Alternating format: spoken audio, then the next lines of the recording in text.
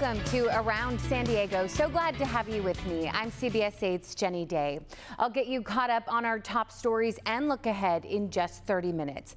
We do begin, though, at the international level. Secretary of State Antony Blinken is in Israel, vowing U.S. support for Israel's defense against Hamas, the search for hostages, and providing humanitarian channels for civilians caught in the crossfire. Blinken also confirmed at least 27 Americans have been killed, and the mission to locate more than 100 people held captive by Hamas continues. Laura Aguirre has the latest on Blinken's visit, and we must warn you, a lot of these details are disturbing. There is no excuse. There is no justification for these atrocities. This must be a moment for moral clarity. Secretary of State Antony Blinken in Tel Aviv Thursday, meeting with Israeli leaders and survivors of Hamas's bloody attacks on thousands of civilians this week. First priority are our friends and family that are now in Gaza. More than 100 hostages, Americans among them, are being held by Hamas. Their exact whereabouts in Gaza unknown. And with another wave of Israeli airstrikes raining down on Gaza Thursday, fear for their safety worsens. They use hostages as human shields, and they're very willing to give the hostages up to be sacrificed. We're doing everything we can to secure the release of the hostages, working closely with our Israeli partners. Hamas is ISIS, and just as ISIS was crushed, so too will Hamas be crushed.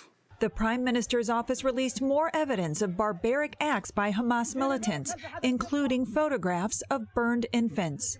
Images that have other Israeli officials pushing back against concerns that Israel's retaliatory strikes are killing civilians in Hamas-run Gaza. It was an unprovoked attack, a major massacre against civilians. We have no other choice.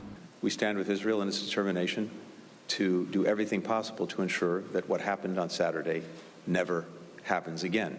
I'm Laura Aguirre reporting.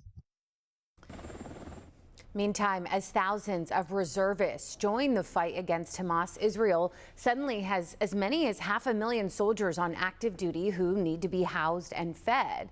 Segev Moshe is a well-known celebrity chef in Israel, and he's now cooking for the soldiers and families displaced by the war. Segev is using social media to solicit food donations and to recruit helping hands.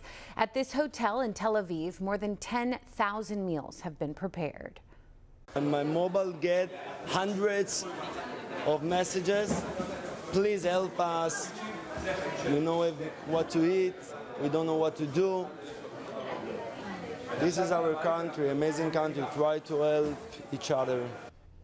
Yeah, so like all Israeli citizens, Segev served in the Israeli military and says he's never seen a situation as difficult as this one. Now, here locally, the County Board of Supervisors is using $3 million in funding for migrants and asylum seekers. This money comes from the American Rescue Plan Act. The nearly $2 trillion stimulus bill was passed in 2021. It'll give migrants better access to food, water, translators, and transportation. This comes as thousands of asylum seekers have been released into San Diego County over the past month or so.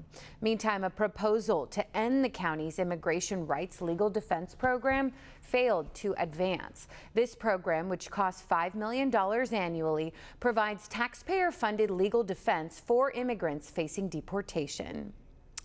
Well, the lack of shelter beds available for people experiencing homelessness is not only tough for the person seeking a place to safely get back on their feet, but also for the providers wanting to help. In March, we first told you about District Attorney Summer Stephan's plan to launch an app that can better track where shelter beds are available. CBS 8's Abby Black sat down with the DA to follow up on her plans to streamline a complicated system. We've been talking to people who are experiencing homelessness, and they say that they can't find a shelter bed available. We're following up with a district attorney who's in the process of developing an app that's like a Hotels.com except for a shelter bed. Each morning it was nothing. For 6 days in a row, Mark said that he could not find a shelter bed available. There was no success in anything. There's always beds available. This is not a one-size-fits-all. Maybe there's not an available bed for a person's specific needs. A mother with children needs a different kind of shelter. A person who has a pet that they need therapeutically will need a different type of shelter. To help clear up any confusion and streamline the process, District Attorney Summer Stephan is in the works of developing a first-of-its-kind countywide app that tracks where shelter beds are available. This is a precise way to give a humane solution to people who are experiencing homelessness. In March, the County Board of Supervisors approved the $300,000 app and recently added to its county contracts. The more that government and the nonprofits out there are working hand in hand on transparency, on having accurate output and input into the app. Like a Hotels.com, when social service workers, homeless providers, law enforcement, fire, EMTs, and hospitals come into contact with an unsheltered person, they will have access to the tech. They can input their needs, such as a disability, children, or location. Stephan says that this will also tell them what's not available so they can improve equity, transparency, efficiency, and hopefully getting more people off the street will cut down on crime. We'll put out a dashboard of what person were we, with certain specifications, were we not able to shelter. Stephan says that they'll start testing the app in December and plan to have it fully launched by June of next year. So this is a much more compassionate but accurate solution for homelessness. Abby Black, CBS 8. Abby, thank you for the update. Well, Sandy Naranjo, National City's representative on the San Diego Board of Port Commissioners, is no longer in her leadership position.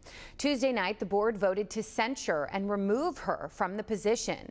Naranjo is accused of making false accusations against a port staffer and retaliating against the employee. But many people spoke out in her support. These allegations are vague, opaque, anonymous, and not only deprive Ms. Naranjo of constitutionally guaranteed due process rights, but it strips National City of any meaningful representation on this commission. This is an obvious attempt to retaliate against my client because she dared to speak out. And failure to hold officials accountable results in liability, disruption of operations and services to the public. And ultimately, it really erodes trust. Yeah, now after calls from the public to be more transparent, the board has released a redacted version of that investigation. I played for all of you. Now I'm running for the U.S. Senate in California. Yeah, that's former Dodgers and Padres player Steve Garvey announcing his campaign for U.S. Senate in California. He's going up against a crowded field in a state that hasn't elected a Republican to state office since 1988. We asked him how he plans to run his campaign. My campaign is going to be based on common sense. It's going to be based on compassion and building consensus. The one time was the heartbeat of America. Yeah, he told us he will be focusing on cost of living, education, and safety. Right now, the latest polls show Garvey is at 7%. That is well below Democratic candidates like Adam Schiff, Barbara Lee, and Katie Porter. Well, a stolen art piece in Escondido has one artist asking the public for help. A very rare pair of Nike Air Jordans were taken right out of a gallery in broad daylight. Here's CBS 8's Brian White. Yeah, the theft happened last week, but it wasn't for several days until the stolen shoes were noticed, at which point hours and hours of surveillance footage were scoured through to find out who did it and how it happened. One guy came in with his shoes, took his old shoes off, and put my Jordans on, and walked out with some very one-of-a-kind, one-of-one Jordans. These collectible Nike Air Jordans were stolen from an artist's studio at the Art Hatch Gallery in Escondido. The artist, who goes by Dope RX, didn't want to be on camera. They took the shoes out probably in a matter of 10 minutes, and there was 3 of them. And it was all caught on video. This is surveillance video from a week ago showing an adult male with dark hair walking out of the gallery wearing the blue Nikes after leaving his own pair of shoes in their place. This is where we had the shoes before somebody came in and did a classic switcheroo. Gallery manager Victor Rahman showed me where the shoes were stolen from. Being an artist himself, he understands the feeling of loss. I think he had a couple people with him, and somebody was out there playing the piano, distracting our receptionist, and they just walked out all quick with it. These shoes were a special piece. Dope RX is a master colorist who uses a trademarked process. He put his patented blue suede velvet on these Air Jordans. It's like stealing a Basquiat painting off a wall. This is art theft. And I worked hard on that shoe, and that shoe took me like a week to do. And yeah, it sucks they stolen. As soon as he realized they were stolen, he filed a police report. I spoke with the lieutenant who told me their investigation is currently getting underway and they could use the public's help to identify the suspects. They were worth $5,000, now they worth $0, because he probably put a crack in them. He done bent them up, scuffed them up. The Art Hatch is a unique gallery featuring hundreds of artists, some who rent studio space here. Victor says they're going to make sure this doesn't happen again. It's terrible. We should have not let this happen. I think we're going to actually install the camera in here right in the studio just so we have everything super secure. If you recognize anyone in these photos, you're asked to call Escondido Police. I'm Brian White for CBS 8. Brian, thank you. We always are working for you. So the City of San Diego Public Utilities Department is starting to send notices to customers when their water bills are held back. CBS 8 again has been working for you to get answers on why many people were getting massive water bills after not getting any for months. The city told CBS 8 that accounts go under investigation when a homeowner's meter is not in line with historic usage. When that happens, the system holds a customer's bills. But tens of thousands of people were not getting notified about that happening. If we had been giving the bills every 2 months, we would have noticed in September of 2022 that we had a water leak because the bill went from $200 to $1,000. Yeah, the city says it's been working on a system to notify people when a bill is withheld. And this week, a viewer did tell CBS 8 that they got that notification. Well, San Diego County's Air Pollution Control District now has data from the new monitor they installed last week in the South Bay, and it doesn't look like good news for those living in the area. CBS 8's Ariana Cohen talked to people who live there and the chief of the monitoring division. People in the South Bay have been complaining about a smelly odor in the air for years. Now, data from new monitors confirms their fears. We're just used to this funky smell in the air. It smells like poop. Kind of just smells like there's trash above my head. Just days after it was installed, a new air pollution control sensor behind a fire station in San Ysidro detected levels of hydrogen sulfide, one of the main chemical components of sewer gas. The number that California has set as kind of an odor threshold and number is 0.03.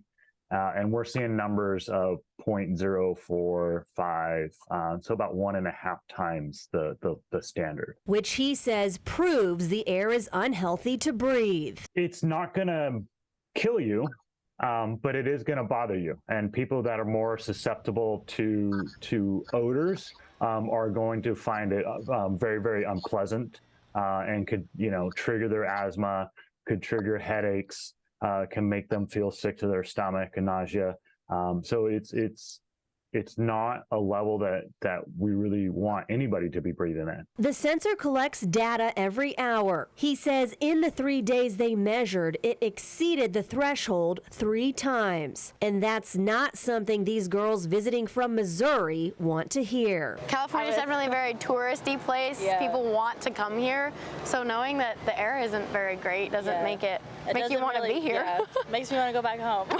People flooded social media with comments writing, "I have been trying to move out of here for a long time. The smell is unhealthy and now so frequent. This odor is toxic. My wife and I have felt sick." The Air Pollution Control District plans to use this new data to ask for help from state and federal agencies to raise awareness and fix this issue. For now, these visitors are ready to leave. When you see California in movies, everything looks so perfect, and it's definitely not like they portray it in the movies. San Diego County's Air Pollution Control District plans to have 6 sensors put out in total in the Tijuana River Valley, Imperial Beach, and other areas of South Bay within the next couple of months.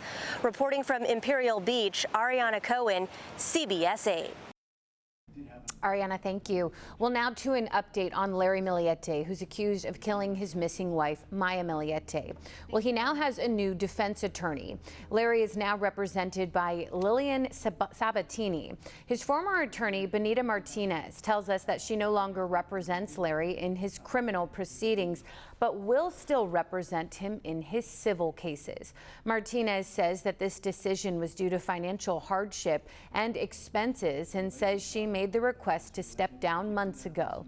Maya has been missing for more than 2 years and sadly is presumed dead. Larry is facing a first-degree murder charge in her death. And San Ysidro High School basketball star Mikey Williams is facing multiple charges related to a shooting in Jamul. 2 juveniles testified Tuesday against Williams during his preliminary hearing. They say back in March, he threatened them before the car that they were in was hit with bullets, but they say they didn't see Williams firing a gun. The San Diego County Sheriff's Department says people were arguing about guests inside the house where Williams lived. No one got hurt in that shooting. Williams is out of custody on a $50,000 bail. Well, thousands of Kaiser Permanente healthcare workers could strike for a second time. On Tuesday, the coalition of unions representing the workers say they will walk off the job again next month if a deal is not reached. Last week's strike of 75,000 employees was the largest healthcare worker strike in U.S. history. A second planned strike would involve even more workers. Kaiser has until November 1st to issue a new labor contract, and if that doesn't happen, workers are set to strike until November 8th. Well, with the recent high gas prices, it's really no secret that people are feeling the pinch, and now some are turning to crime to fill their tanks. Right now, we are hearing from a victim in North Park who had their gas stolen. CBS 8's Jasmine Ramirez shows us what happened and what local police recommend to keep the gas in your tank safe. There are several simple things you can do that can help save you from gas siphoning. This includes buying a locking gas cap and parking your car in a gated area or garage if possible. Yeah, I do feel violated. I mean, this is my property. I pay a lot of money for my car. Tonight we talked to Lisa Metza, who lives in North Park. This was sticking out. That was the end that had been sticking out.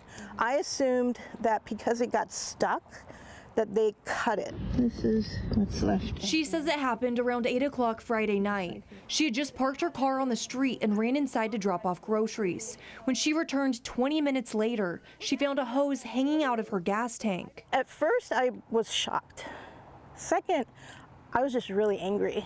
Just really angry. I get that gas prices are really high here. I understand that, but it's high for everybody. I mean, we're all just trying to do what we can. She's one of several San Diegans we've recently talked to who had their gas stolen. So you gotta keep an eye on. Just last week, we introduced you to a man living downtown who had his gas tank drilled by a thief. Whenever you see gas prices rise, you start to see thieves taking advantage of this easy crime of opportunity. It's very similar to catalytic converter thefts, right? When the cost of those precious metals rise. Oceanside police recommend parking in well-lit areas to ward off a gas thief. Take measures to make it harder for someone to get to your gas tank. If you have the ability to park and make it difficult for a thief to access that side where your gas tank is or your gas cap is, that's a great thing to do. So whether that means parking up against a wall, a fence, a gate. Now Lisa says she's doing all she can to make sure her gas is never siphoned again. I do feel that I'm going to be a little more cautious where I park. I'm going to try and park as close as I can to my apartment. Jasmine Ramirez, CBS 8. When we hear a strange noise, especially in the middle of the night, we can't go back to sleep anymore because of fear. Fear that these people will come back and rob us again.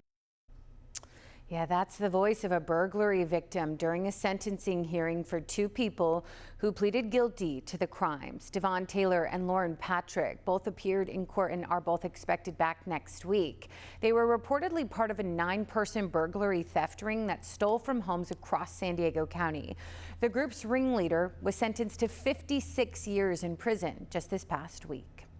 Well, women who say that they were coerced into making pornographic videos in San Diego are fighting back with a multi-million-dollar lawsuit.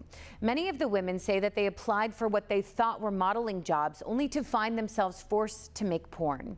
As CBS 8's Steve Price reports, these women say that their lives have been ruined. The women say San Diego-based Girls Do Porn used force, fraud, and coercion to get them to make pornographic videos. Now they're suing the parent company of Pornhub, one of the world's largest publishers of pornography, for spreading those videos around the world. Every view is a penny to them, but when you add up billions of views, it's a lot of money. So they really help spread the videos to every corner of the planet. This plaintiff, who asked not to be identified, says she was told multiple times that her videos would never be uploaded to the internet. But she says within 2 months, links were sent to her social media contacts, destroying her life. It's degrading, honestly. Everybody's seeing me in my most vulnerable state and not knowing the backstory. I've been very quiet, so even everybody I grew up with, they don't know really what I've gone through or what happened. She says she had suicidal thoughts, and even now, a decade later, she can't escape the damage done. The video is actually, unfortunately, it's linked for me to my maiden and my married last name. So, I mean, just people Google people and you know, job employment opportunities and everything. It's like, that's the last thing I want is somebody just being able to Google me. And that's the first thing that pops up. And unfortunately, that's been my reality. 62 women are part of this new civil lawsuit alleging sex trafficking, racketeering, conspiracy to commit racketeering, and human trafficking. The complaint says, to this day, some victims' parents will not speak to them. Many victims lost their jobs, and some were expelled from college. Loss of relationships, completely ostracized by my community. I even, you know, it's been a decade, but I can't escape this video even now. Pornhub's parent company, Alo, sent CBS 8 a statement saying, in part, out of respect for the integrity of court proceedings, our policy is not to comment on ongoing litigation. We look forward to the facts being fully and fairly aired in that forum. The lawsuit is seeking damages of $10 million for each plaintiff. Steve Price, CBS 8. Steve, thank you. We'll definitely keep you posted. Well, a 49-year-old woman is in federal custody at the border after attempting to smuggle 150 gallons of liquid meth into the U.S. The major drug bust happened last Tuesday at the Otay Mesa cargo facility. Border officials say the liquid meth was hidden in the tractor's fuel tanks. In total, 35-gallon buckets were seized. The drugs have an estimated street value of more than $1,400. Well, the American Red Cross says the U.S. blood supply is reaching critically low levels. I just donated the other day. The Red Cross is asking high schools and colleges to bring back blood drives to help combat the shortage. It says donations have dropped nearly 25% since August. Weather incidents nationwide have caused many blood drives to be canceled. A busy travel season has also strained the supply. So if you can, do so.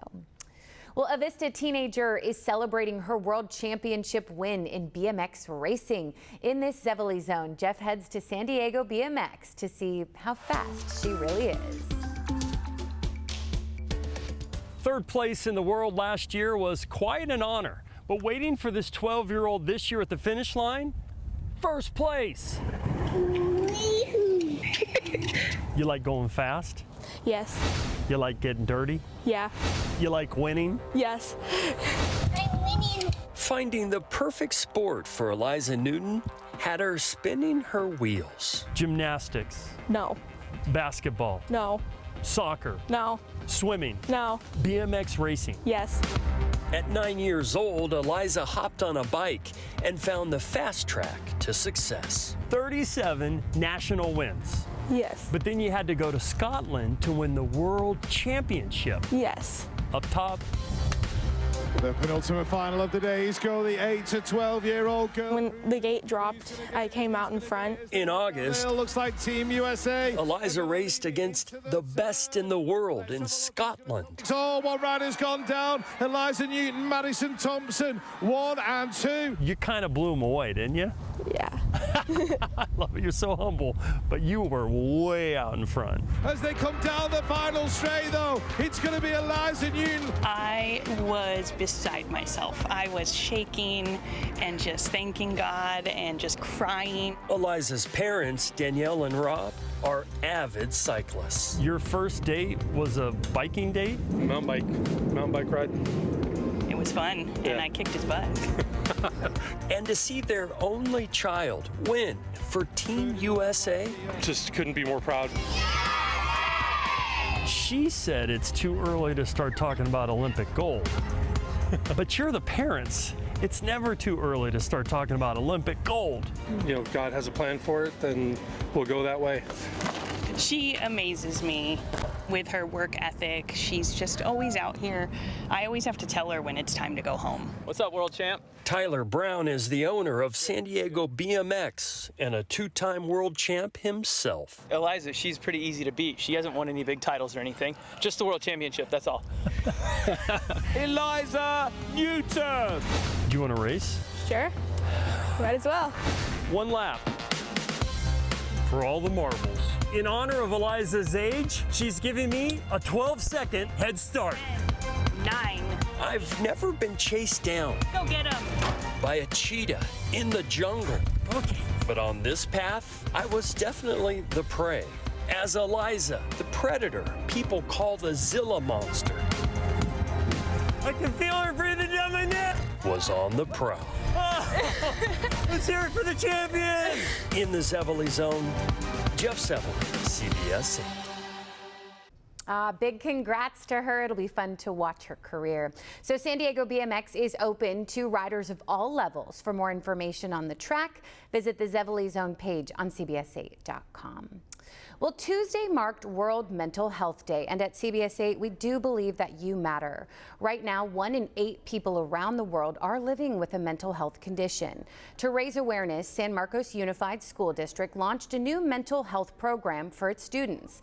It's a free, confidential text line available to students that will connect them with trained counselors to help 24/7. San Marcos Unified also reminds us its students to take 5 seconds every day to tell themselves that they are good enough.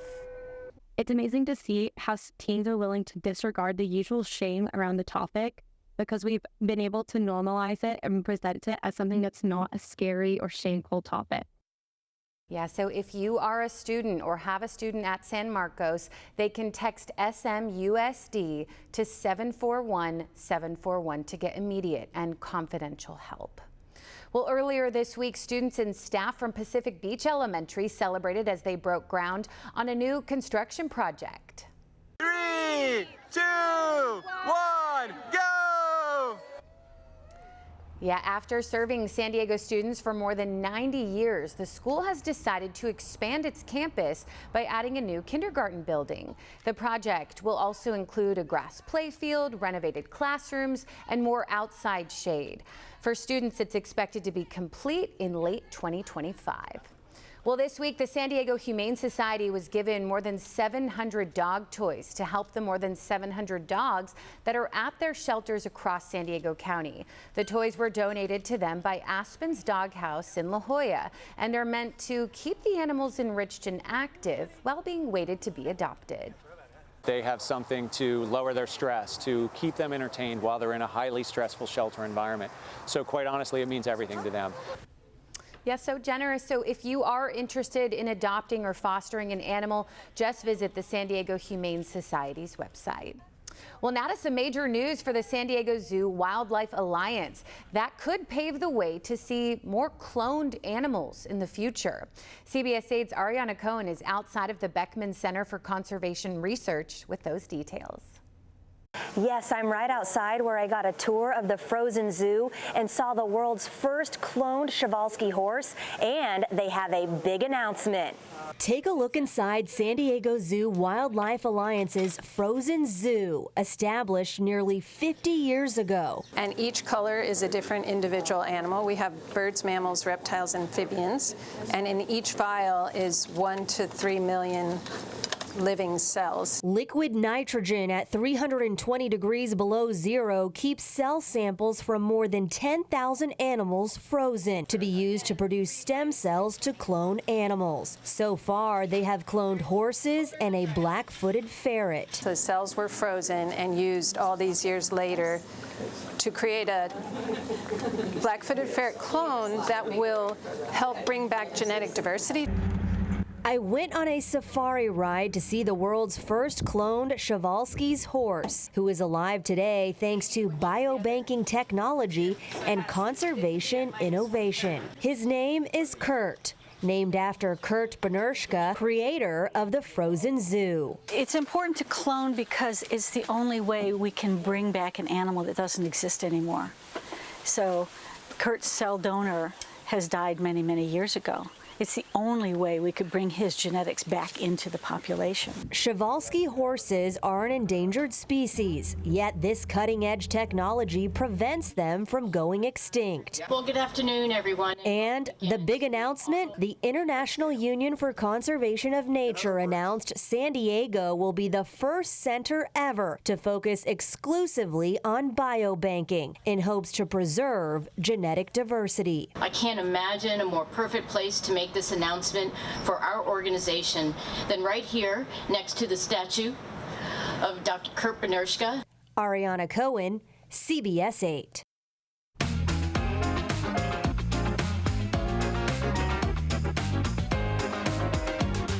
Well, it is Hispanic Heritage Month, and we're celebrating by highlighting San Diego's Hispanic-owned businesses. So today we're featuring Taco Machin in Bonita. The owner says that they're an authentic, classic taqueria, not just a taco shop, and they make things the old-school way. Burritos, tortas, quesadillas, cerveza. What more do you need? Love it. So yeah, they have specials every Taco Tuesday. Buy 2 adobada tacos, get the 3rd for free. You can find them at 99 East Bonita Road. Well, in the spring, our Sean Stiles planted herbs and summer vegetables for cooking with Stiles in a Grangetto's garden box on our outdoor set. Now that fall has arrived, Sean says it's time for a makeover, and now he has some tips for your garden. Fall has definitely arrived, and that means it's time to revamp the Grangetto garden box. So I definitely want to keep these herbs down here. This oregano, a little long in the tooth, but I'm going to trim off all this old wood type stuff and allow the green stuff to grow up from below. Next, we're going to take a look at this cilantro. It's done, it's gone to flower. You can see that right there. So I'm literally just going to pull that out, and there's nothing to salvage here. We're going to salvage the rest of the herbs. This thyme looks good. I'm going to trim off this dead on the parsley here, and then we're going to start just removing the marigold. The peppers, they're done. We need heat of the summer, so we'll throw those away. I like to put the fertilizer in before I put my plants in, and this is a timed release, a little bit of a natural fertilizer. So you want to make sure you get it deep down inside there. Get all that fertilizer in there so the plants can tap into those nutrients and grow fast and strong. You can reap the benefits of your nice little garden box. The soil is all amended, and I'm going to put in my salvaged herbs. This is oregano. Notice how big the root ball is. You want to keep that so the plant can come back. We're going to crowd these up towards the front and make sure you dig deep enough hole to put them in down to the crown. I'm going to add a little bit of sage because fall is here, and sage is a great herb for our fall menu. Now it's time to think about the back of the plant bed. So what I'm going to do next is I'm going to crowd this just a little bit. I'm going to put in some yellow beets. So you peel these apart, you get a lot more beets for your buck. Now I'm going to do a little red leaf lettuce, and I'm going to stack these across the back. We'll get this lettuce in the ground. So again, just a nice deep hole for these. And while I'm there, I'm going to put the paper whites in. Let me just show you this. If you don't know what is up or down, you can tell that's the root right there. We're going to put that about 3 inches below the surface. Make sure you water this heavily because you want to make sure everything gets a good drink of water over the next couple days. And with this said, you're going to have some nice vegetables throughout the winter months. That's it from the back lot here at the Grangetto's Garden Box. We'll send it back to you in the studio.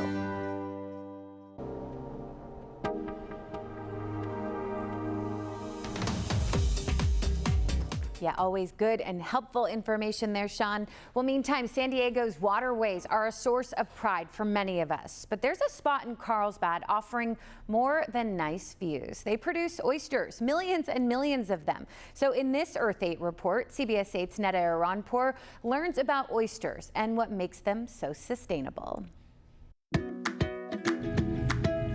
The Thousands of people pass by every day and may not even know this place exists. The Carlsbad Aqua Farm sits between the Pacific Ocean and the Five in these calm and pretty clear waters of the Agua Hedionda Lagoon. While all looks tranquil from above, what you can't see are the millions of oysters and mussels and the tens of millions of gallons of water that they're filtering. To learn all about these animals, the Aqua Farm crew took us out on their boat. So this is the actual rigging for the oysters, and under each one of these floats there's a stack of trays that we're growing the oysters in. Matthew Steinke shows us how each mooring buoy really has 10 trays stacked underneath, each one holding about 600 oysters. It's kind of like little kids have to share bedrooms. As the oysters get bigger, the trays get emptied to make room for more. And taking a look around, we noticed a fascinating array of life. I love this little blackbird. It's a cormorant. Oh. They're kind of goofy when they try to fly because they're not very coordinated. The cormorant and the pelican, essentially flying in a bird's paradise thanks to a bounty of fish. And the pelicans are our natural watchdogs here. They sit on our floats and they keep an eye out. As the fish come in to go for our mussels and oysters, the pelicans swoop down and grab the fish. The pelicans eat the fish, then out comes their waste, and that's actually part of the fertilizer for the oysters and the mussels. With the pelicans helping out, we can grow from start to finish. We can grow an oyster in about 8 months. What's also happening here, thriving eelgrass, growing 5 to 6 feet long thanks to the oysters clearing the water of its murkiness. If we lost the oysters here, the water would be so cloudy the sunlight wouldn't reach the eelgrass and the eelgrass would die out. But that's not all. The oysters and mussels are filter feeders, with each one filtering about 50 gallons a day. And with 10 to 12 million oysters at this aqua farm, they're pulling as much water as the Carlsbad desalination plant next door. And this pretty large operation all starts with teeny tiny specks. So these are the babies. No shell yet. No, these have shells. Oh, they do? Yeah, these do have shells. Very, very tiny shells. They form shells when they're less than ½ millimeter. I would never have known these are oysters. That's amazing. It looks like little tiny pieces of sand. Yeah, so we put algae into the tank and it pumps the algae through. They filter the algae out and they continue to grow. When they're big enough, they're taken out to the lagoon, and then when they're big enough to eat, they're brought into these large water tables, filtering the oysters even more in what can only be described as a giant saltwater cleanse, with the water going right back into the lagoon. So to me, all of this sounds like we need more oysters.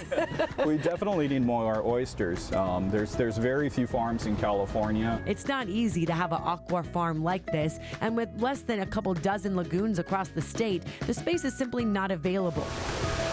And we haven't even tried their oysters yet. When you're going to shuck an oyster, make sure you actually have a shucking knife. Don't use a butter knife. People can book tours here to get a lesson and taste testing. Oh. And there it we is. have a fresh shucked like oyster. the freshest oysters of I've got a all. little bit of lemon if you want some lemon juice on that. Do pure. It's like so fresh and like literally like when you're surfing, that feeling. Yes. I shucked one myself, nice and smooth on the first try. You want it? No, you're good. I get to have another one? Okay. They sell oysters and mussels at local markets or for pickup, reducing the carbon footprint even more by providing people with their shellfish without having to ship across the globe. For Earth 8 at the Carlsbad Aqua Farm, I'm Netta Iranpour. Yeah, so cool to see. We are so lucky to live here, and they are delicious. Netta, thank you. As always, thank you for your time. Thanks for staying informed. For CBS 8, I'm Jenny Day. Take such good care.